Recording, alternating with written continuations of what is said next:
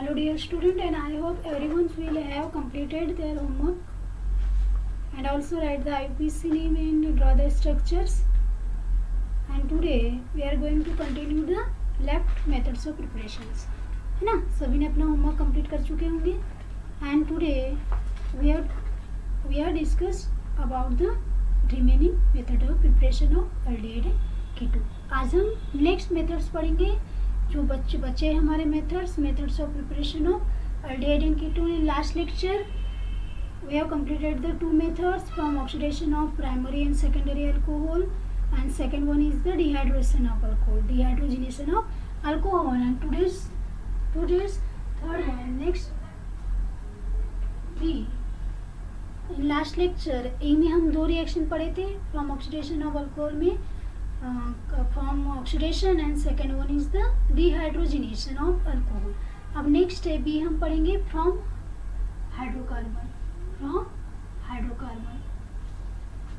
Hydrocarbon से हमें aldehyde और कीटोन प्रिपेयर करना है. हाइड्रोकार्बन में हम दो मेथड पढ़ेंगे. First one is the ozonolysis and second one is ozonolysis of alkene, and second one is from alkyne. And first we are going to discuss the first one is from ozonolysis. What is ozonolysis?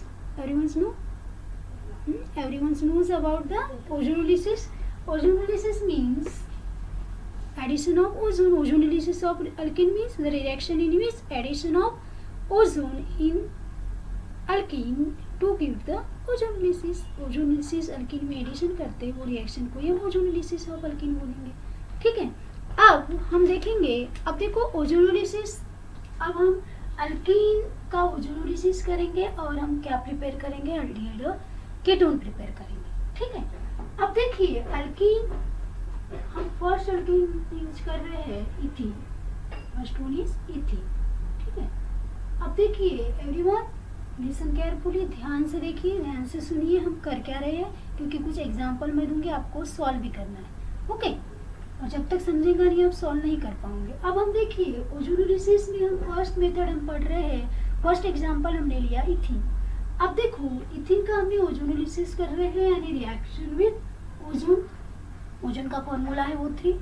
Ozone का formula क्या है, O3. When alkene, that is a ethene, on ozonolysis या react with ozone, first gives ozonide complex.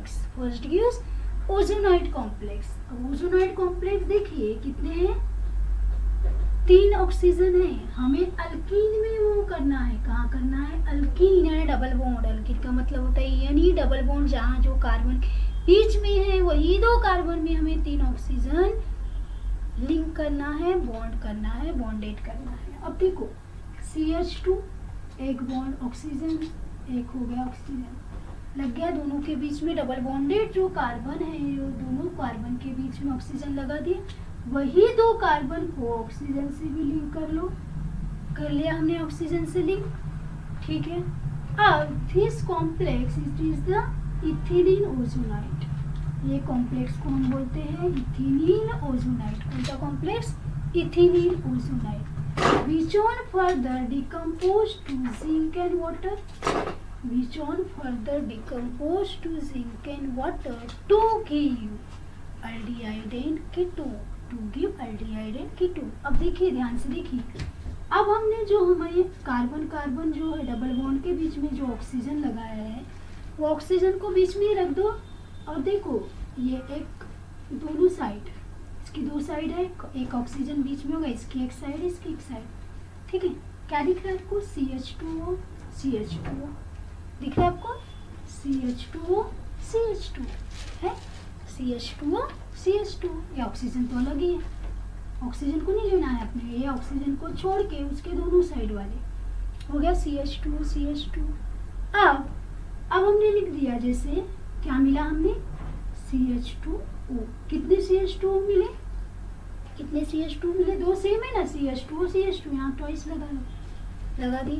अब हम इसको इस तरह से भी लिख सकते हैं, ट्वाइस CHO, क्योंकि अल्डिहाइड हमें लगना चाहिए ना, अब ऐसे लिखा तो हमें पता ही नहीं चल रहा है, हमें कार्बन और H2O दिख रहा है ना। इस तरह से लिखो CH2 को ऐसा लिख लो CH2।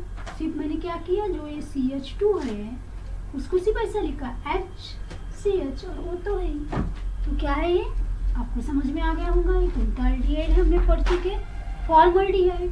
कौन सा अल्डिहाइड है, फॉर्मल्डिहाइड। अब यहाँ क्या बच गया, ऑक्सीजन बच गया। And zinc react with oxygen to give the zinc oxide, and this is the methanol और फॉर्मल्डिहाइड। इसे हम क्या बोलते हैं, मिथेनॉल और फॉर्मल्डिहाइड। अगर आपको पूछा है यहाँ जिंक है, what is the role of zinc dust, जो जिंक डस्ट है उसका रोल क्या है, इसमें क्या यूज कर रहा है, वो क्या कर रहा है कि जिंक डस्ट जो है, zinc dust prevent to the further oxidation of this compound, या हम शॉर्टली बोल सकते हैं कि zinc eliminate the oxygen from intermediate and to form the zinc oxide. क्या है यहाँ जिंक का रोल, क्या है कि जिंक क्या कर रहा है, ये रिएक्शन को फर्दर ऑक्सीडेशन करके रोक रहा है, रिएक्शन को स्टॉप कर देता है, यहाँ तक अल्डिहाइड और कीटोन तक स्टॉप हो जाती है, उसका फर्दर ऑक्सीडेशन नहीं होता। सेकेंड वन, जिंक क्या करता है, जो भी हमारा इंटरमीडिएट मिला, जो ओजोनाइड कॉम्प्लेक्स मिला, इससे ऑक्सीजन को रिमूव कर देता है। ये ऑक्सीजन और ये जिंक, ऐसे हमें कौन सा प्रोडक्ट मिलता है, जिंक ऑक्साइड, है ना। हमें मालूम होना चाहिए कि हाँ जिंक का रोल क्या है, what is the role of zinc. तो हम बोल सकते हैं zinc dust prevent to further oxidation, या और zinc eliminate the oxygen from the intermediate and to form the zinc oxide. ठीक है, ये वाला हो गया हमारा फर्स्ट वाली रिएक्शन। फिर से देखिए हमने क्या किया, जो इथीन है डबल बॉन्डेड कार्बन है और ये ओजोन है, ठीक है। क्या किया हमने, ओजोन में क्या किया, 3 ऑक्सीजन ऐड करना है अल्केन में ही, डबल बॉन्डेड कार्बन में ही। तो CH2 जो 2 डबल बॉन्ड है, इसमें 2 सिंगल बॉन्ड हो गए, single bond oxygen, single bond है CH2, और वही 2 कार्बन को 2 ऑक्सीजन लगा दिया। फिर उसके बाद हमने जिंक डस्ट और वाटर डिकम्पोस्ट किया। तो यहाँ क्या होगा, जो बीच का ऑक्सीजन है उसको ऐसे ही रहने दो, इधर एक साइड दोनों को ब्रेक कर दो, ऑक्सीजन ये ऑक्सीजन के दोनों बॉन्ड ब्रेक हो जाएंगे और दोनों अलग अलग हो जाएंगे। अब यहाँ दोनों सेम है, इसलिए हमने लिख दिया ट्वाइस CH2 को मैंने इस तरह से भी लिखा HCH, यानी CH2 हो गया, और ये O यानी हमें क्या मिला, मिथेनॉल। क्या मिला हमें, कौन सा कंपाउंड मिला, मिथेनॉल। और second one is the zinc oxide. और हमने क्या पढ़े कि जिंक ऑक्साइड का रोल क्या है, यहाँ zinc oxide remove the oxygen from the intermediate, this is the intermediate, ये क्या है, इंटरमीडिएट है, and to form the zinc oxide. और क्या फॉर्म करता है, जिंक ऑक्साइड है, तो इथीन हो गया, हमें कीटोन भी फॉर्म करना है। अब देखो हम नेक्स्ट एग्जांपल हम लेते हैं, देखिए CH3 CH double bond CH2, क्या है रिएक्टेंट का नाम, प्रोपवनीन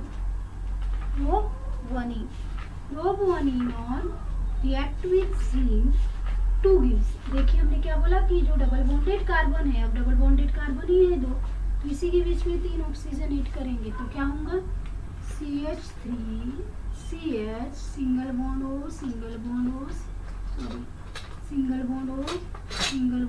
CH2 हो गए, दोनों के बीच में एक ऑक्सीजन बच गए 2, तो वही 2 कार्बन, ये एक कार्बन और एक कार्बन कर दिया हमने, लगा दिया, 3 ऑक्सीजन बच गया। अब जो बीच का ऑक्सीजन है, देखिए ध्यान दो, जो बीच का ऑक्सीजन है उसका एक राइट हैंड साइड और एक लेफ्ट हैंड साइड, तो एक राइट साइड को ब्रेक कर दो और एक लेफ्ट साइड को ब्रेक कर दो, 2 अलग अलग मिले। यहाँ हमें 2 सेम अल्डिहाइड दिख रहे थे, CH2O CH2, इसलिए मैंने डायरेक्ट यहाँ ट्वाइस लगा दिया, पर यहाँ अलग अलग है, 2 अलग अलग है, इसलिए हमको 2 को अलग अलग लिखना पड़ेगा। पहले हम लिखेंगे, ध्यान दो, विच जॉन, अब इसका नाम क्या है, इथिलीन ओजोनाइड, तो एक कंपाउंड को हम क्या बोलेंगे, प्रोपिलीन ओजोनाइड।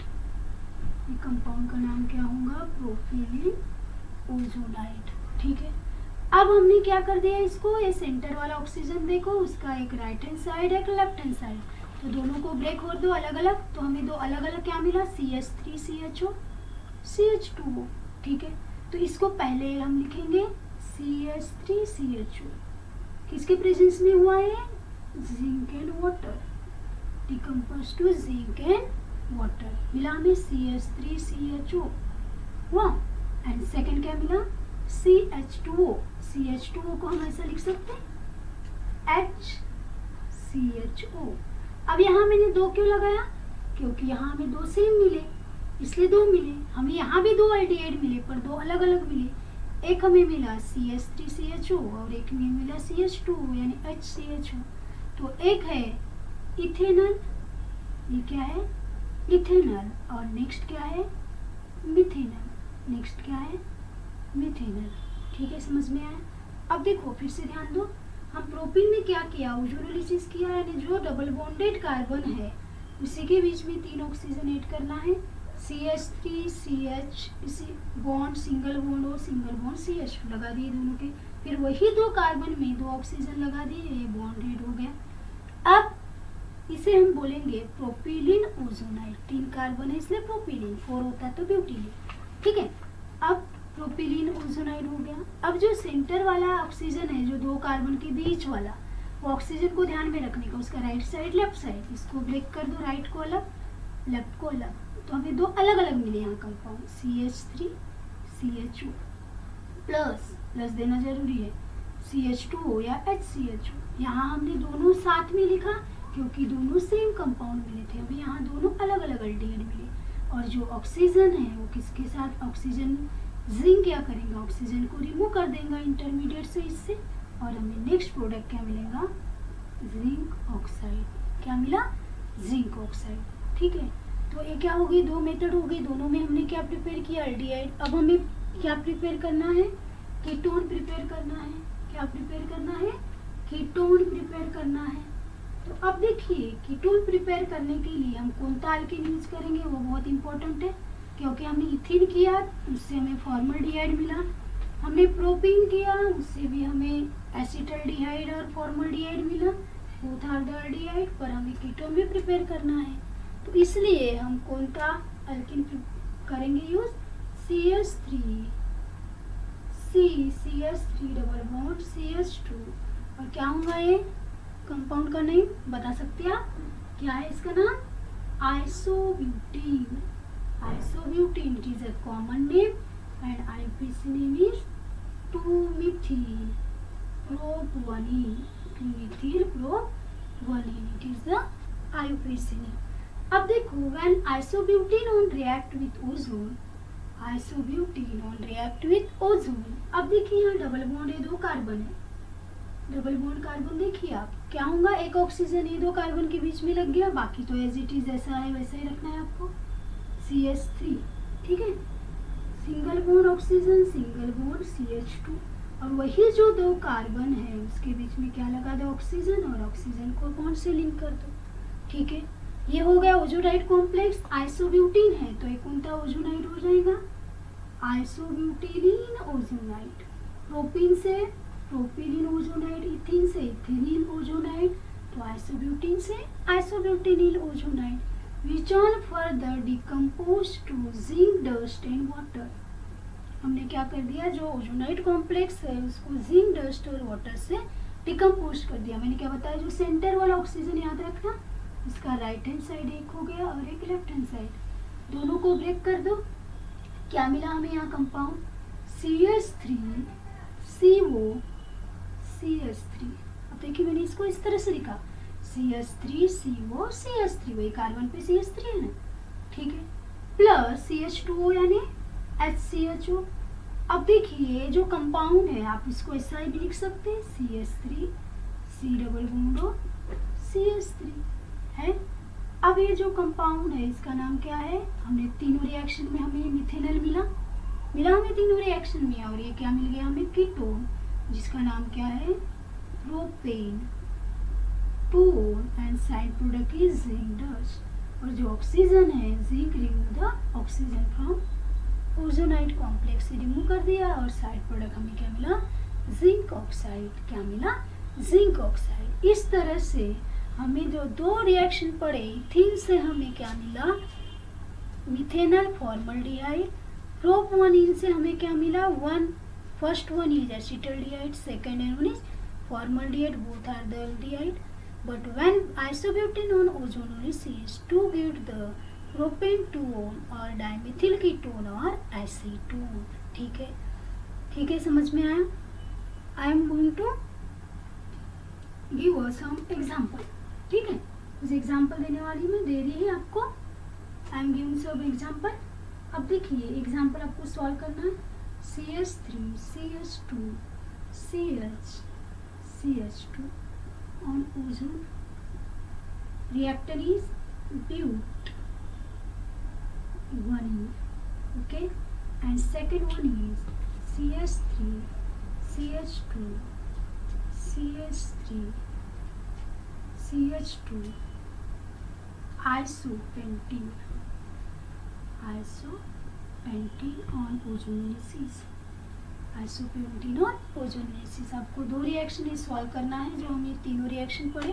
क्या करना है हमें, ये चीज इंपॉर्टेंट है, मैंने पहले ही बताया. कार्बन कार्बन जो डबल बॉन्ड है उसी का ओजोनोलिसिस होता है. बाकी किधर भी हमें ऑक्सीजन ओजोन नहीं लगाना है. 3 ऑक्सीजन तीनों के बीच में, तो एक ऑक्सीजन 2 कार्बन के बीच में और 2 कार्बन को 2 ऑक्सीजन नीचे में हो गया. बाद में एक राइट साइड देखना, लेफ्ट साइड देखना. अगर सेम कंपाउंड है तो हमने जैसे इथिन में पढ़ा कि ट्वाइस कर देना, अगर डिफरेंट मिल रहे तो प्लस कर देने का. CH3CO CH3 एंड CH2O या HCHO. इसे हम ऐसे लिखो या ऐसे लिखो, किसी भी तरह से लिख सकते. उसी प्रकार से आपको ये जो दो रिएक्शन है ये आपको सॉल्व करना है. आपको फाइंड करना है कि विच अल्डिहाइड और ketone find out both reactant.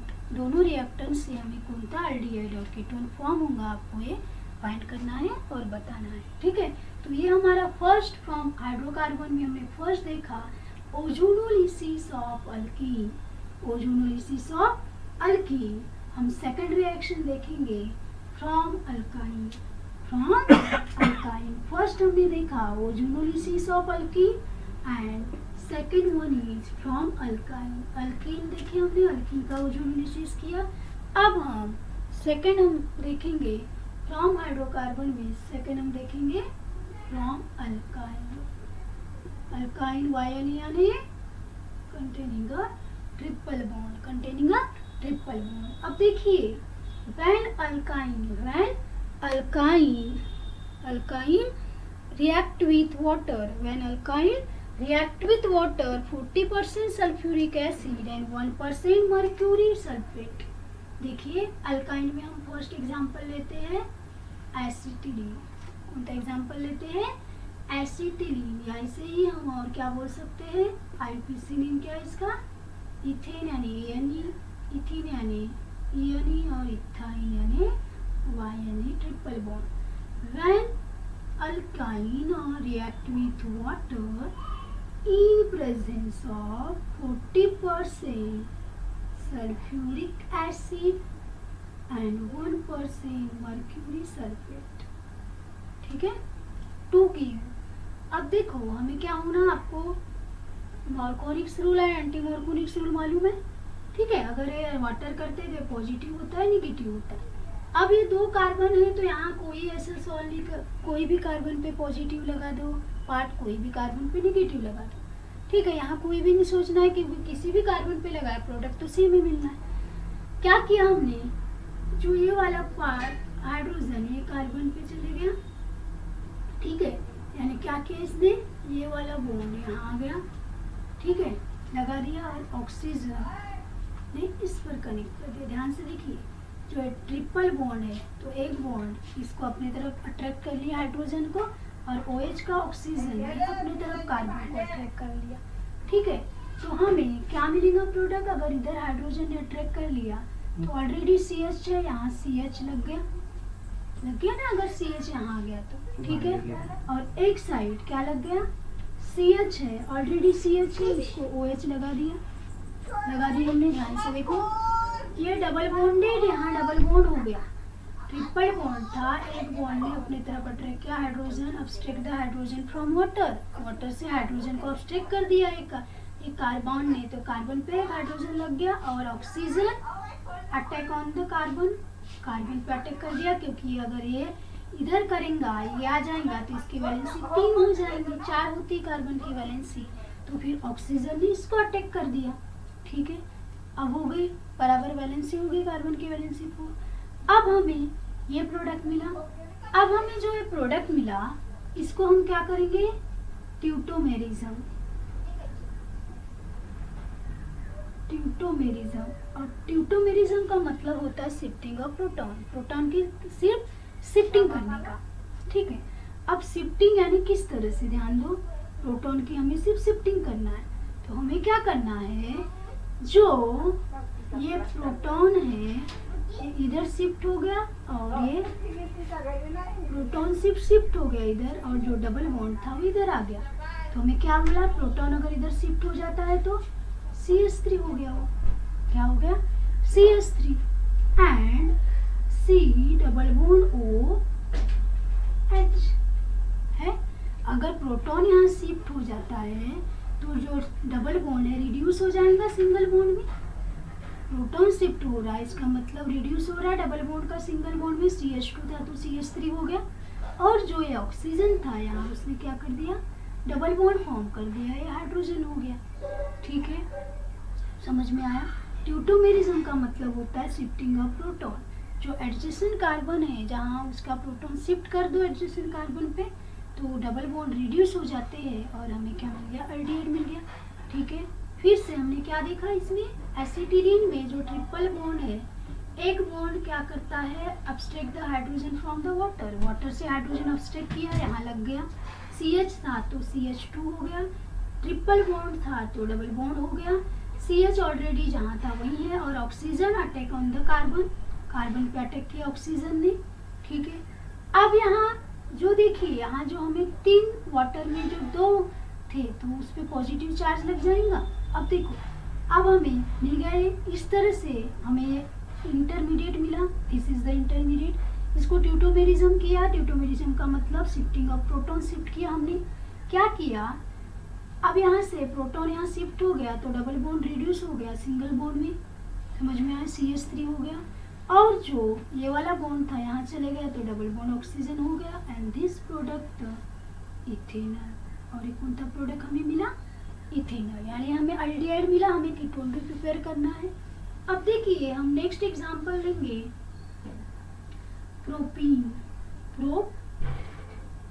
Propyne लेंगे हम, प्रो1 आयन।